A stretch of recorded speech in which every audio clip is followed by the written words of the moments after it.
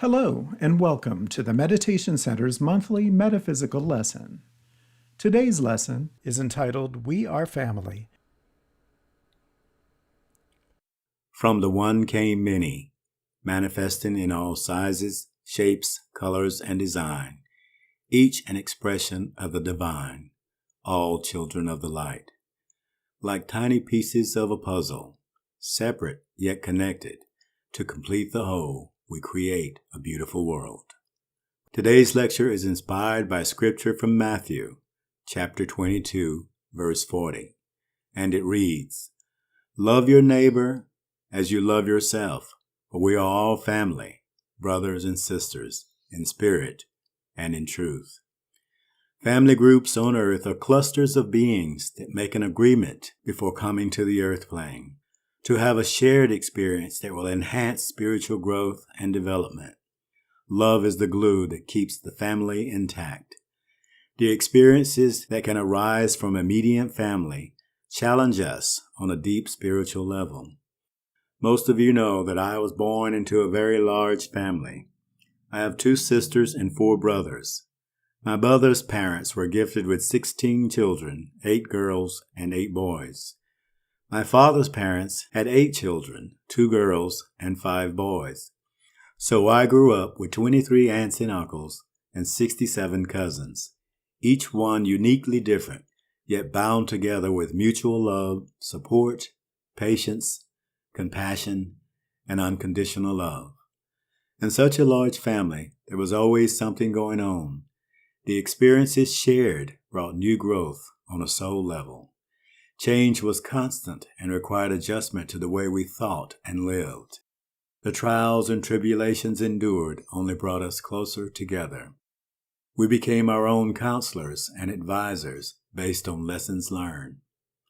There are no mistakes in the universe. We choose our families, our parents, and the environment we will grow up in, because it will provide the opportunities we need for the progression of the soul.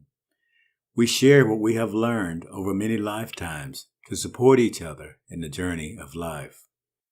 I see clearly now how we made it through, how we grew, leaning on each other, sharing, supporting, and giving. Our greatest challenges, however, can come from those nearest and dearest. We are so emotionally attached to our family members. But sometimes family will do things to you that your friends would never do. We live in a culture that teaches us that we must get along with and love our family members even if they are disrespectful and abusive. To me, this is unacceptable. Abuse should never be tolerated under any circumstances. I have learned to love some family members from afar. I have created a circle of light around me. It is a warm, loving, welcoming circle. The door is always open to those who come with respect, fairness, and love.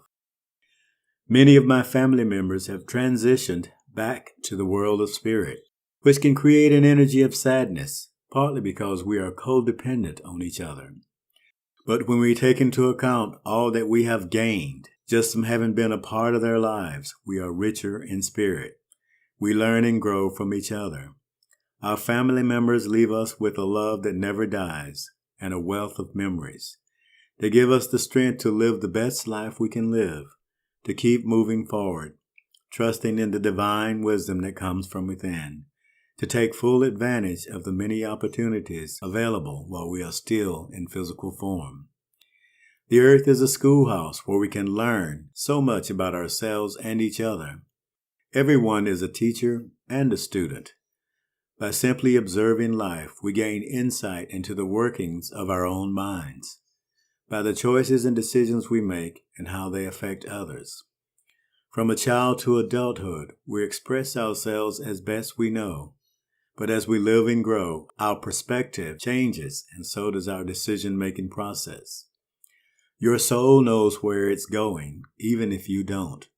We manifest in the physical world voluntarily to have the life experiences we need to expand our consciousness, the experiences that will take us further on the path to self-realization.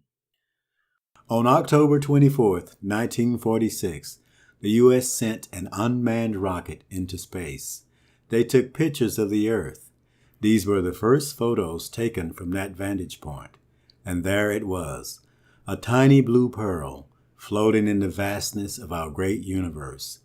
Suddenly, our perspective of life shifted. We realized that we're a part of something much greater than we could imagine.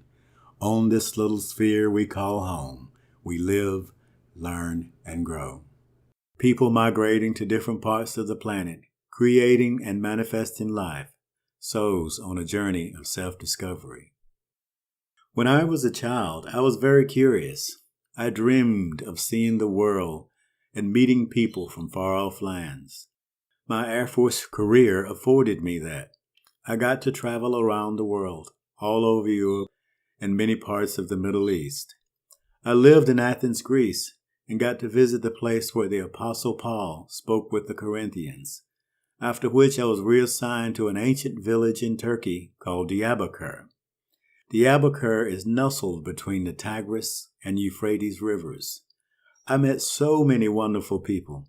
They may dress differently, speak a different language, but when you sit down and talk with them in earnest, you discover that they are just like you and me, with the same hopes, the same dreams, and the same fears. I will never forget the beautiful souls I met in my travels. They are a part of my journey. People have separated themselves by race, not realizing that there is but one race on earth, the human race. There is no such thing as diversity, just a variation of the same, all from the same source. Here's an example. Can you imagine that in the garden, the red roses don't like the pink ones don't like the yellow ones, and the yellow ones don't like the white ones, yet they are all roses from the same source? It makes absolutely no sense to me.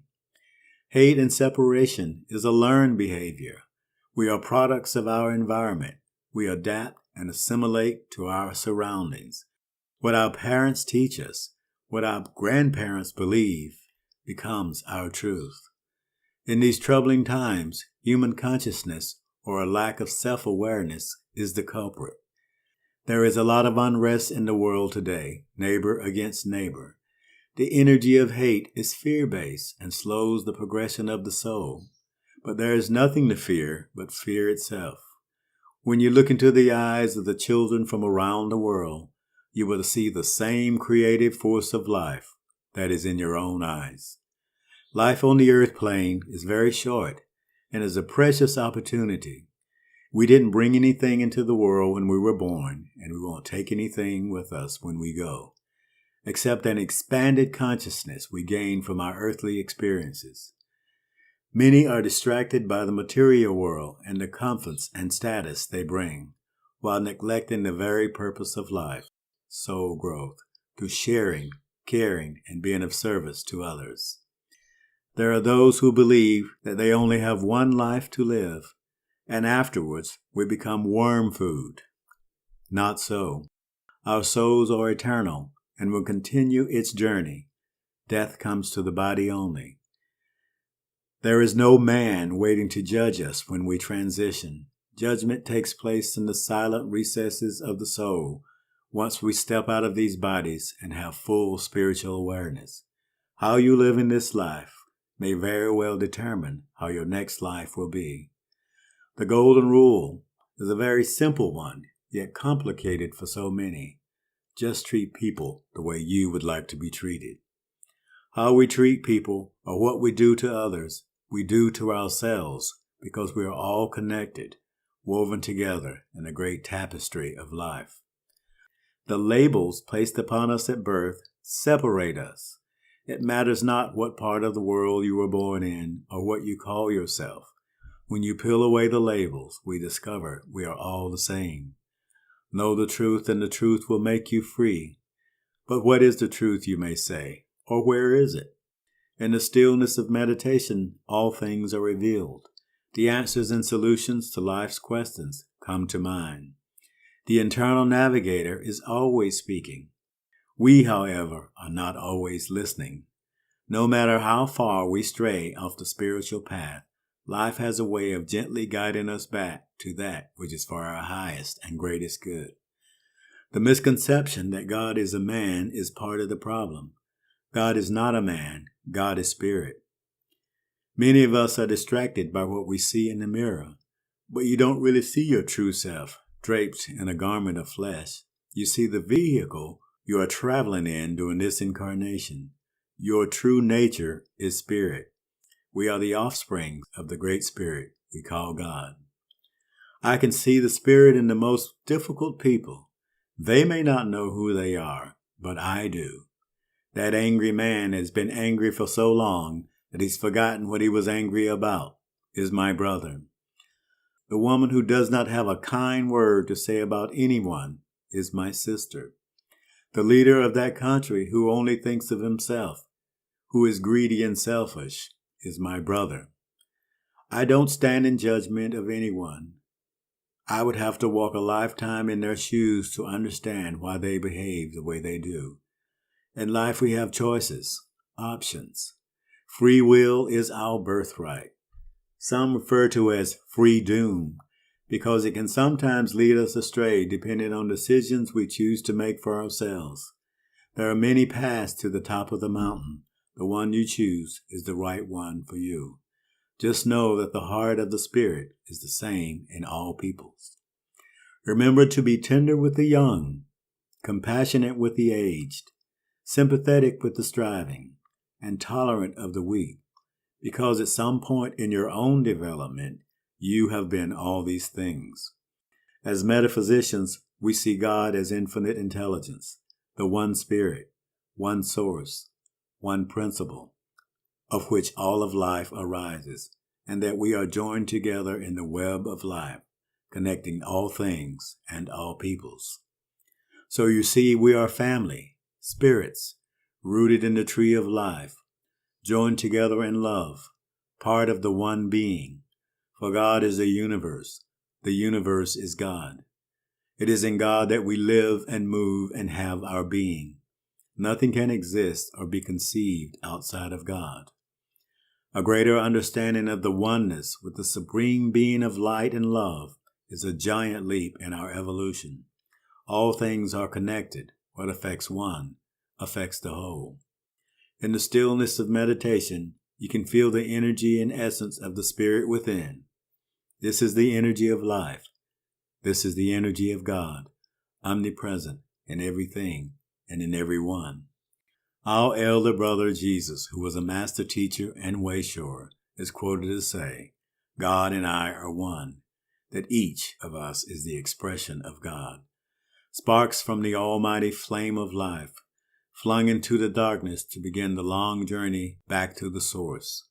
Led by the light within, trusting in the divine, we make our way step by step until we reach full enlightenment. Change is the only thing that is certain. Human consciousness, or the ego, which thinks in terms of separateness, will eventually pass away as each person opens his or her mind to the truth within them. The illusion of the physical world with all of its pain, anxiety, and fear will dissipate, leaving a clear path for soul progression. As I stated in the beginning of this lecture, from the one came many, manifested in all shapes, sizes, colors, and design, each an expression of the divine. We are God's family. Love your neighbor as you love yourself, because you and your neighbor are one in universal consciousness. Be they red, yellow, brown, black, white, purple, or green. Your job is to allow the light of God consciousness to shine from your soul and to recognize this same light in everyone else. May all who hear these words be lifted up in consciousness and find joy in the journey of life. To quote a verse from one of my favorite songs, Let There Be Peace on Earth. With God as creator, family all are we. Let us walk with each other in perfect harmony. Join me and let this be a vision we hold in our mind's eye for the world. And so it is. Amen. For additional lessons and meditation ideas, visit our website at www.meditatewnc.org. Thank you for joining us.